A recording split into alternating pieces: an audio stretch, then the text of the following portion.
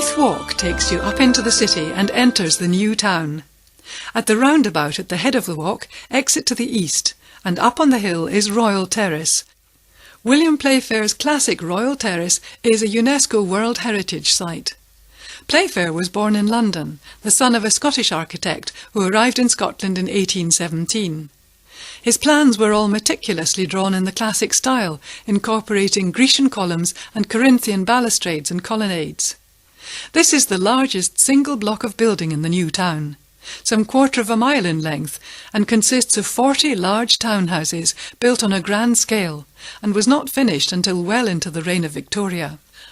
Once known as Whisky Row on account of the rich merchants who resided here.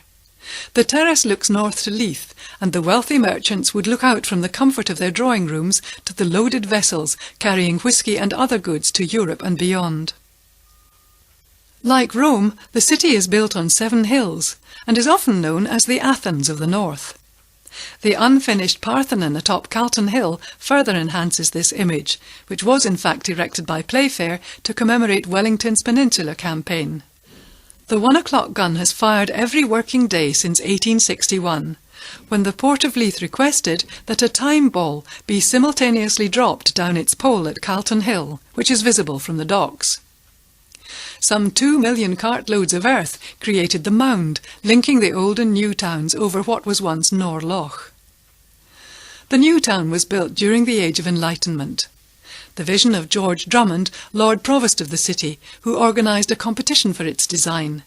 This was won by a young unknown architect, James Craig, whose design was meant to be residential only, and the most famous high street in Scotland, Princes Street, was first called St Giles Street, which was changed as it reminded George III of the district of the same name in London, notorious for its low life.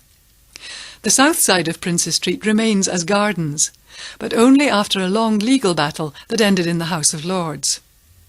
Edinburgh has more pubs per square mile than any other city in Europe, and surely more traffic wardens. It has recently been voted World City of Literature, as the city has been home at one time or another to most of Scotland's greatest and indeed best-selling writers, from Sir Walter Scott to J.K. Rowling. One such great, Robert Louis Stevenson, lived across from Queen Street Gardens, and the little ornamental lake in the gardens was the model for Treasure Island. He also based Dr. Jekyll and Mr. Hyde on the true story of Deacon Brodie, by day a respectable cabinet maker and town councillor, by night a thief, who was hanged on the 1st of October 1788, on the very gallows he designed and built himself. Another city elder with a split personality was Major Weir, who presided over the execution of Montrose in 1650. Indeed, the diary and Bible of the great man, which he wore on his person that fateful day, are both on display in the ancient library at Innerpeffray on the Perth and Kinross title. However, Major Thomas Weir and his sister Grizzle were later both found guilty of vice and witchcraft.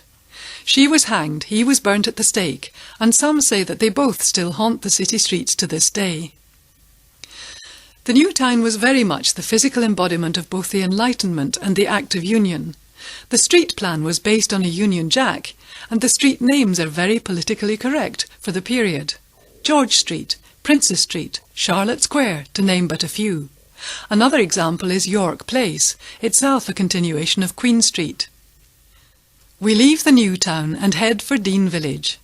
This was simply forgotten with the advent of Telford's Dean Bridge of 1832, a splendid structure of 4 arches spanning 400 feet and 100 feet above the river.